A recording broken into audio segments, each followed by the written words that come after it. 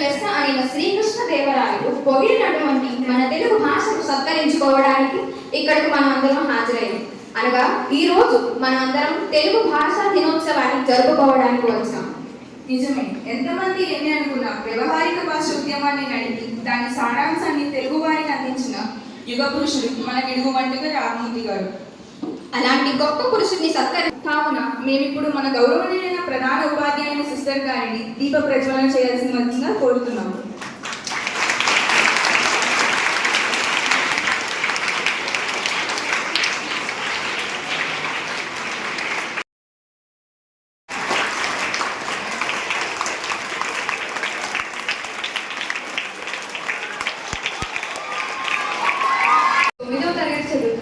ఇవాళ గిడుగు వెంకట రామూర్తి గారి గురించి మనం తెలుసుకున్నాం. గిడుగు వెంకట రామూర్తి గారు 1863 ఆగస్టు 29న శ్రీకాకుళంలో జన్మించారు. తెలుగు వాడుక భాష ఉద్యమ పితామహుడు. గ్రంథిక భాషలో ఉన్న తెలుగు వచనాన్ని ప్రజల వాడుక భాషలోకి తీసుకువచ్చి నిత్య వ్యవహారంలోని భాషల్లో ఉన్న అందాన్ని విలువని తెలుగు చెప్పిన మహనీయుడు రామూర్తి గారు. ఆంధ్రదేశంలో వ్యవహారిక భాషోద్యమానికి మూల పురుషుడు, బహుభాష శాస్త్రవేత్త, చరిత్రకారుడు, సంస్కర్త, హేతువాది. సృష్టించిన వ్యవహారిక భాషను గ్రంథ రచనకు స్వీకరించడానికి చిత్తశుద్ధితో కృషి చేసిన అచ్చ తెలుగు చిచ్చర గిడుగు రామూర్తి గారు. గిడుగు ఉద్యమం వల్ల ఏ కొద్ది మందికో పరిమితమైన చదువు వ్యవహారిక భాషలో సాగి అందరికీ అందుబాటులోకి వచ్చింది. 1931లో రావు సాహెబ్ బిరుదును బ్రిటిష్ ప్రభుత్వం ఈయనకు సత్కరించింది.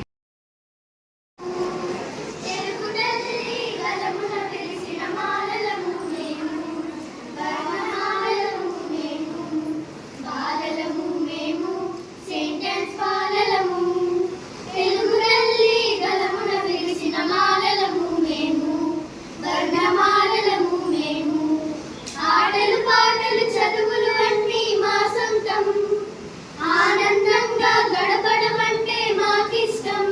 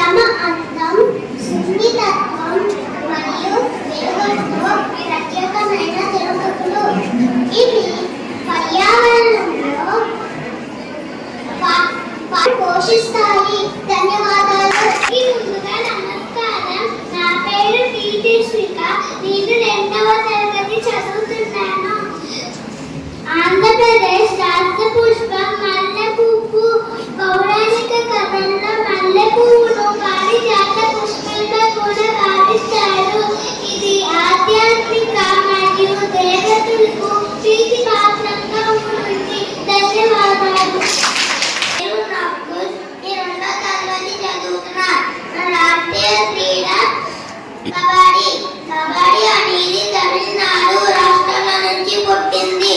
కబడ్డీలో జట్టుకి 7 సభ్యులు ఉంటారు. ఆట ప్రారంభం అప్పుడు 2 జట్టులు మిడ్ లైన్ కి ఇరువైపులా నుంచుంటారు. మొదటి జట్టు ఆటగాడు రెండో జట్టుకి దాడి చేసినప్పుడు ఆట ప్రారంభం అవుతుంది. ఆన్నే రైడర్ అంటారు. 2 జట్టులకి ఆడడానికి 20 నిమిషాలు సమయం ఉంటుంది. ఆట ముగిసేసరికి 2 జట్టులకి ఎవరి హై స్కోర్తో ఆన్నే విజేతగా నిర్ణయిస్తారు. ధన్యవాదాలు. నా పేరు సుశీక్ష. నేను 2వ తరగతి చదువుతున్నాను. మన రాష్ట్ర భాష తెలుగు. అమ్మ చేతిలో గోరు ముద్ద తెలుగు, రుచి రాగాల పాద ముద్ద తెలుగు. అమ్మ రూపమే భాష, సొంత భాషపై పట్టు ఉంటేనే పర భాషలపై పట్టుదలుతుంది. ధన్యవాదాలు. నమస్కారాలు. నా పేరు కమ్మంపాటి పేరు జోయల్. నేను 2వ తరగతి చదువుతున్నాను. మన ఆంధ్రప్రదేశ్ రాష్ట్ర రాజధాని అమరావతి. అమరావతి ఆంధ్రప్రదేశ్ రాష్ట్ర రాజధాని 2014లో ప్రసిద్ధికెక్కింది. అమరావతి గతంలో శాతవాహనుగా కూడా ప్రముఖమైనది. Thank you. ముందుగా నమస్కారం. నా పేరు పి. దేవాశ్రాయుడు. నేను 2వ తరగతి చదువుతున్నాను. ఆంధ్రప్రదేశ్ రాష్ట్ర గీత మా తెలుగు తల్లికి పలుపు దండ.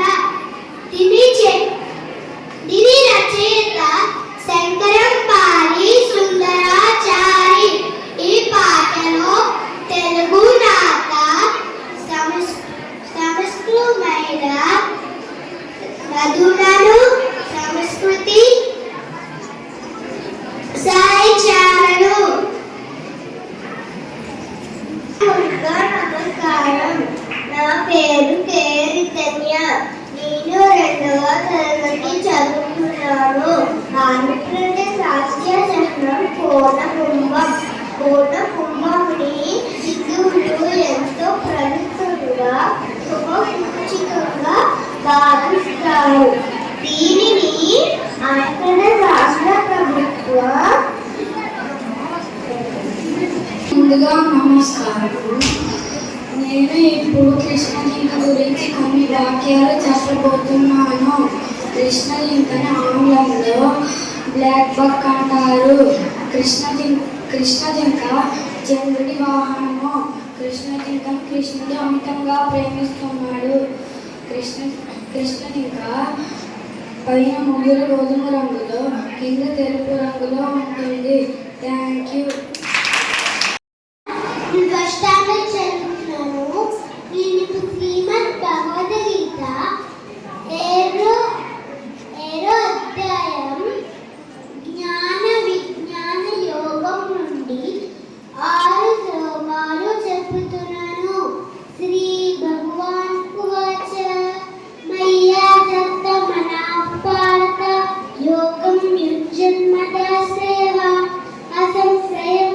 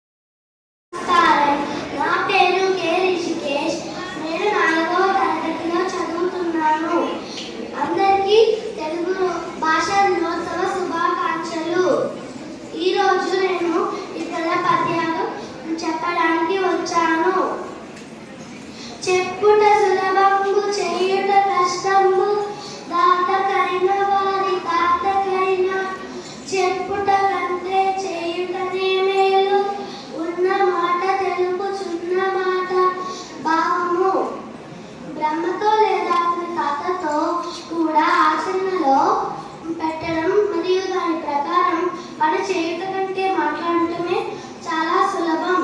మాట్లాడుట కంటే పని చేయడమే ఎల్లప్పుడూ మంచిది. తల నుండు విషము పనికిని వలయంగా దోకనుండు వృశ్చికమనుకొన్ తలతో ఒక ఎనుకయుండును కరుణకు నిలువెల్ల విషము గదరా సుమతి. భావము తలయందు పామునకు తోకయందు తేలునకు విషము ఉండును, కానీ దుర్మార్గులకు తల తోక అనే నియమము లేక శరీరం అంతా విషమే ఉంటుంది. ధన్యవాదములు.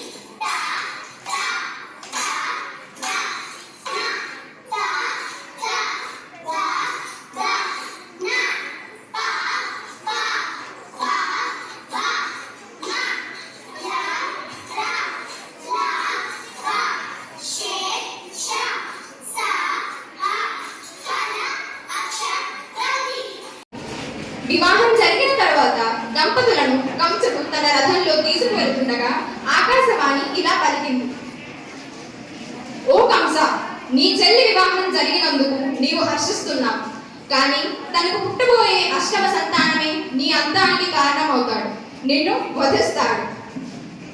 ఇది విన్న కంసుడు ఒక్కసారిగా ఉగ్ర రూపం దాల్చాడు. నేను ఎంతో ప్రేమతో లాలిస్తే నా ప్రాణానికి నువ్వు ఆపదిస్తావా? నేను ఇప్పుడే నీకు సంహరిస్తాను. బావా, అల్లరి ముద్దుగా పెంచుకున్న నీ సొంత చెల్లెల్ని ఎలా సంహరిస్తావు? మీ ప్రాణహాని కలిగేది తనకు పుట్టబోయే పిల్లలు కదా. కావాలంటే తనకు పుట్టబోయే పిల్లల్ని అప్పగిస్తాలి. దయచేసి దేవకిని వదిలిపెట్టు. ఈ మాటల్లో నిజమున్నట్లు కంసుడికి తోచింది, కానీ వారి మాటలపై పూర్తి నమ్మకం కుదరక దేవకి వసుదేవులను కారాగారంలో బంధించాడు. అడ్డొచ్చిన తండ్రిని కూడా బంధించాడు. తర్వాత రాజ్యాన్ని చేజిక్కించుకున్నాడు.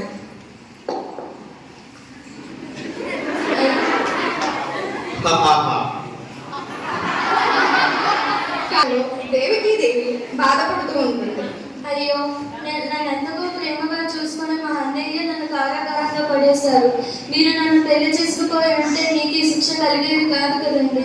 దుఃఖించక దేవికి, ఏనాడైనా మీ అన్న మనసు మారుతుంది. మన పిల్లలకు కూడా ఆయుష్ లేకుండా పోయిందండి. అయ్యో. కాలక్రమేణా దేవకీదేవి గర్భం దాలుస్తుంది. మొదట్లో 8వ కుమారుని చంపాలని తలచిన ప్రాణభీతితో అందరినీ సంహరించడానికి నిర్ణయించుకుంటాడు కంసుడు. ఈ విధంగా 6 పసిపిల్లలను చంపాడు. దేవకీదేవి 7వ మారు గర్భం దాల్చినప్పుడు యోగమాయతో విష్ణుమూర్తి ఆమె గర్భంలోని శిశువును రేవతీదేవి గర్భంలోకి చేరుస్తాడు. కంసుని అంతఃపురంలో దేవకీదేవి గర్భం పోయిందని అందరూ సంతోషిస్తారు.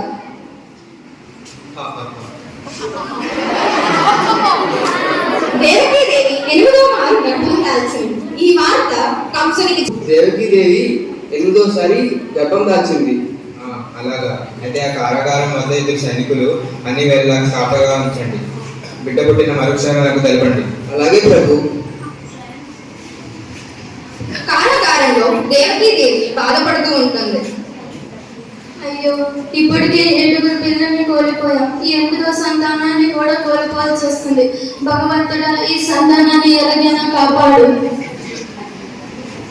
దుఃఖించక మాత, ఎలాగైతే హిరణ్యకశిపుని చంపడానికి నరసింహ అవతారం ఎత్తాను మరియు రావణాసుని చంపడానికి రామావతారం ఎత్తాను కావున నేను దుష్ట సంహారం కోసం ఎనిమిదవ సంతానంగా జన్మిస్తాను.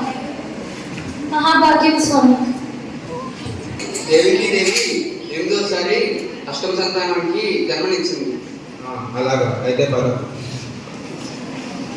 దేవకి నీ బిడ్డ ఎక్కడ? సోదరా, నేను ఒక ఆడపిల్లకి జన్మనిచ్చాను. ఆకాశం అని చెప్పినట్టుగా జరగలేదు.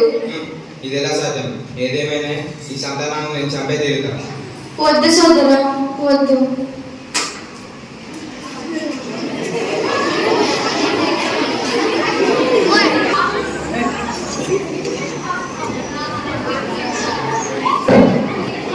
నందుని వద్దకు యమునా నది తీరాన్ని దాటడానికి వెళ్తాడు.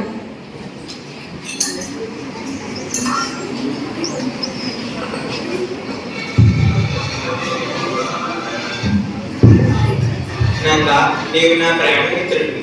నేను ఒక్కడనే నేను నమ్మగలను. అందుకే నాకు సాయం చేయగలవా? ఏమిటా సహాయం చెప్పు.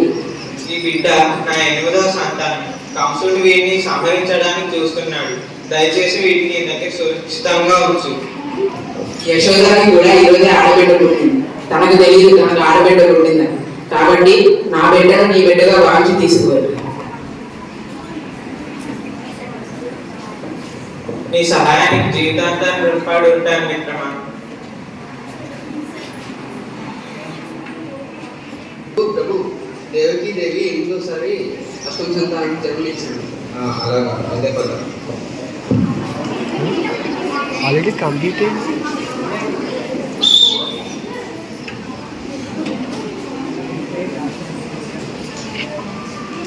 దేవకి నీ బిడ్డ ఎక్కడ? సోదరా, చూడండి, నేను ఒక ఆడపిల్లకి జన్మనిచ్చాను. ఆకాశవాణి చెప్పినట్టుగా జరగలేదు. ఇది ఎలా సాధ్యం? ఏదేమైనా ఈ సంతానాన్ని నేను చంపే తీరుతా. వద్దు సోదరా, వద్దు.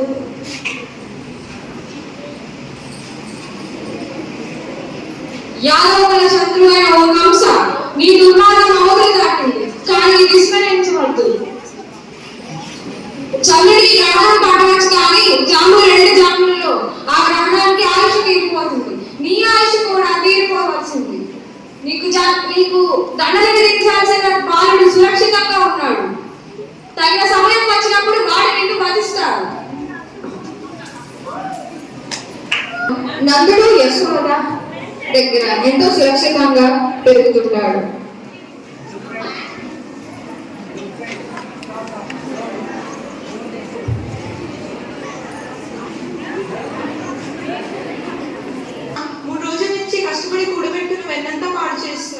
నువ్వు మీ స్నేహితులు తెలిసిన వెళ్ళకి ముప్పుగా తయారయ్యారు. ఇవి కంస మహారాజుకి ఇవ్వాల్సిన వెంటకుండలు. ఇప్పుడు నువ్వు ఇలా చేస్తే ఏమి ఇస్తాము? ముందు ఇప్పుడే వెళ్ళి యశోదమ్మని చెప్పి వస్తాం.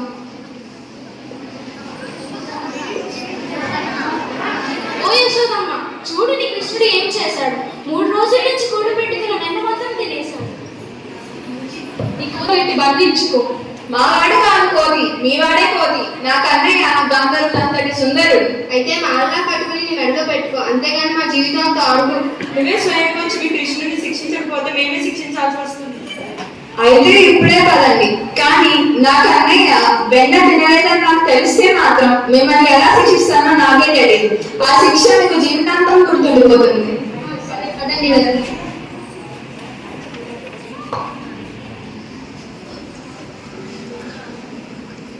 కన్నయ్య, మీరు చెప్పేది నిజమేనా?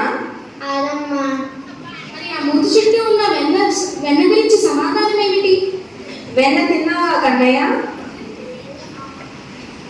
అవునమ్మా. చూడు, నీ వల్ల నేను ఎన్ని నిందలు పడాల్సి వచ్చిందో. పదానికి తగిన శిక్ష విధిస్తాను.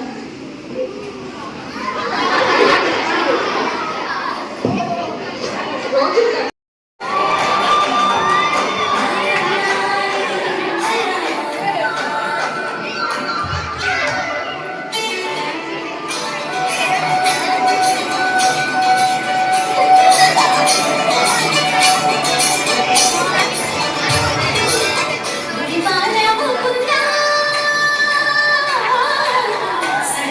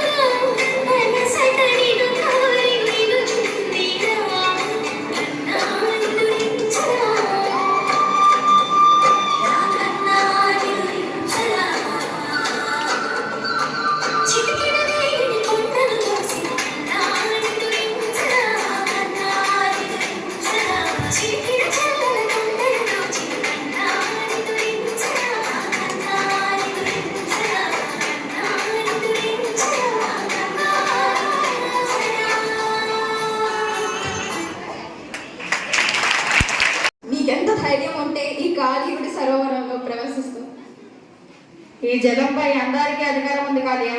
నువ్వు ఇక్కడే ఉంటూ ఈ జలాన్ని కలుషితం మరియు విషపూరితం చేస్తున్నావు. నీవు వెంటనే ఇక్కడి నుంచి వెళ్ళిపో, లేకపోతే నేను నిన్ను దండించవలసి వస్తుంది. మూర్ఖుడా, ఒకసారి నీవు నీ ఆకారం చూసుకో. నీవు నన్ను దండిస్తావా?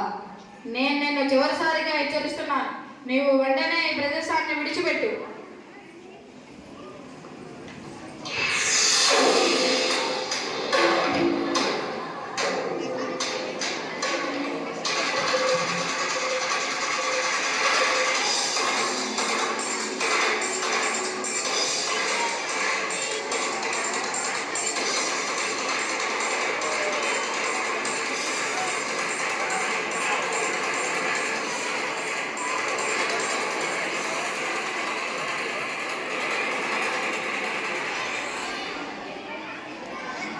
నన్ను క్షమించు కృష్ణ, నాకు నా తప్పు తెలిసొచ్చింది. నీ మస్తకంపై నా పాదాల గుర్తులు ఉన్నాయి కాబట్టి నువ్వు ఏ జీవరాశికి హాని చేయనంత వరకు నువ్వు సురక్షితంగా ఉంటావు.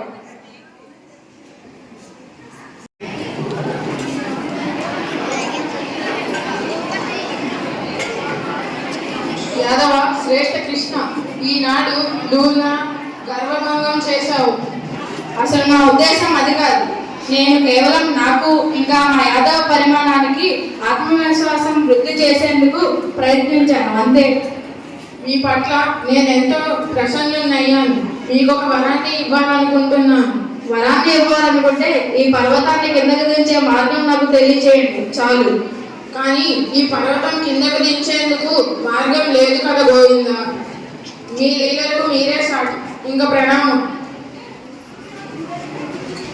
గోకులంలో ఎవరైనా మిత్రులున్నారా? నా నుంచి ఏం తెలుసుకుందాం అంటున్నావు కాప్సా? అతని పుత్రుడు గోవర్ధగిరిని నెట్టాడంట. అంత బలం అతనికి ఎక్కడి నుంచి వచ్చింది? మరణించడానికి సిద్ధంగా ఉండు కంస. ఇప్పుడు నేను దేవకి సప్తమ గర్భం కథ చెప్తాను విను. దేవకి సప్తమ గర్భం 7వ నెలలో ఉన్నప్పుడే దేవతలు వచ్చి తన గర్భంలో ఉన్న బిడ్డను నా వేరే పత్ని రోహిణి గర్భంలోకి మార్చారు. అతని పేరు సంకర్షణుడు. బలంగా ఉంటాడు కాబట్టి బలరాముడు అని పేరు. ఇక నాకు పుట్టబోయే సంతానం పేరు శ్రీకృష్ణుడు. నేను వెంటనే మీ ఇద్దరు పుత్రులను ఇక్కడికి రప్పిస్తాను. మీ కళ్ళ ముందే వాళ్ళిద్దరిని చంపుతాను. సైనికుడా, బృందావనానికి వెళ్ళి ఆ ఇద్దరు బాలను పట్టరా. అలాగే ప్రభు. అన్నయ్య, నువ్వు ఇక్కడ నుంచి ఎలా వెళ్ళగలవు? నువ్వు వెళ్ళిపోతే ఈ బృందావనం దుఃఖ సముద్రం అవుతుంది. ఇక నీ మాత ప్రాణాలే విడుస్తుంది. వద్దు అమ్మా, నేను నీ ప్రాణాలను నాతోనే తీసుకువెళ్తాను. ఈ చరాచర సృష్టి గురించి ఆలోచించడమే నా జీవన ధర్మం. కాబట్టి ఇక్కడ ఉన్న కృష్ణుడిని ఇక్కడే వదిలేసి వెళ్తున్నాను. అంటే ఇక దాని అర్థం నువ్వు నా పుత్రుడిలా ఉన్నావనా? లేదు మాత. ఒకవేళ నన్ను దేవకీ మాత దగ్గరకు తీసుకున్నా ఆ సమయంలో నన్ను యశోదానందునిగానే సంభవిస్తుంది.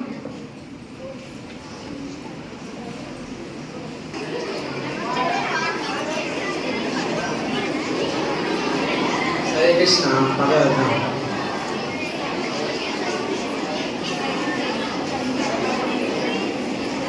కృష్ణ, నువ్వు నన్ను ద్వంద్వ యుద్ధంలో ఓడించగలిగితే మీ మాతాపితలు చనిపోతారు. అదే నువ్వు నా చేతుల్లో చనిపోతే మీ మాతాపితలు ప్రాణాలతో ఉంటారు. ఇంకా నీ చేతుల్లోనే ఉంది.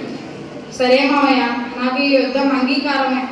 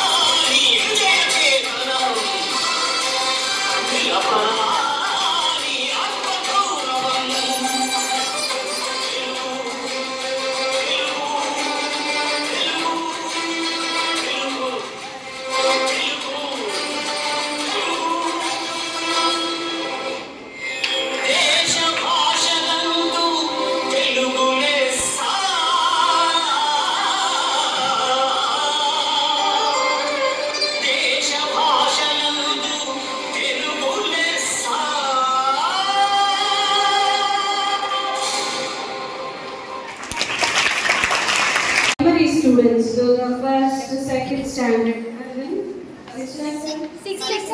standard students, I should really appreciate them. Without seeing, they said that too in Telugu very well, without babbling it.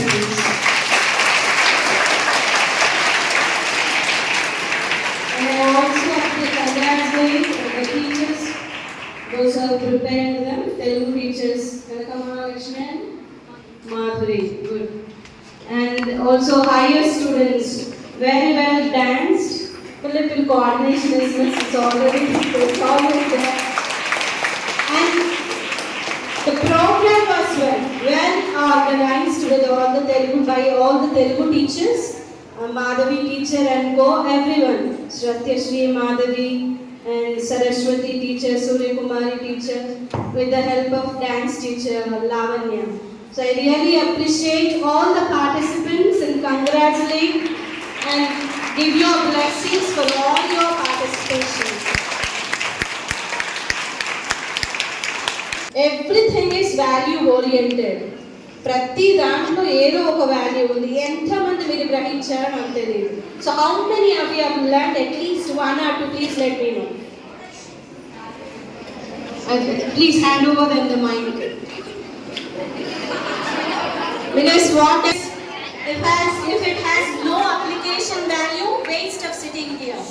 We should always indulge in every sport that we like. Very good. Okay, you should always indulge in every sport. This side one, that side one.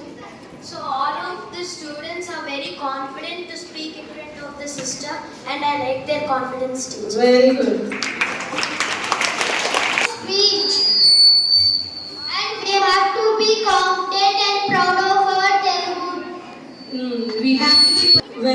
we need to respect culture and language. We also really showed the great prestige of our mother tongue Telugu and all its pride, such as the king himself told that Pashalandu Telugu Resa. It shows the greatness of our mother tongue and that we have to respect it wherever we go in our life. Very good.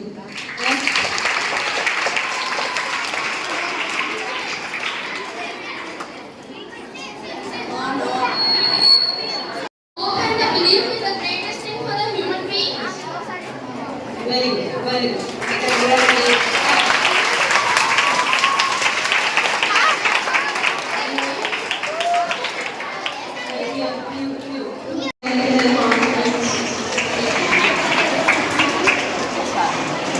I didn't ask you what you like, what you have liked, what you have learned. I asked you. We have many languages for Telugu. Yeah, that's it. I asked you what did you learn from the program? What values you have learned from the program? Because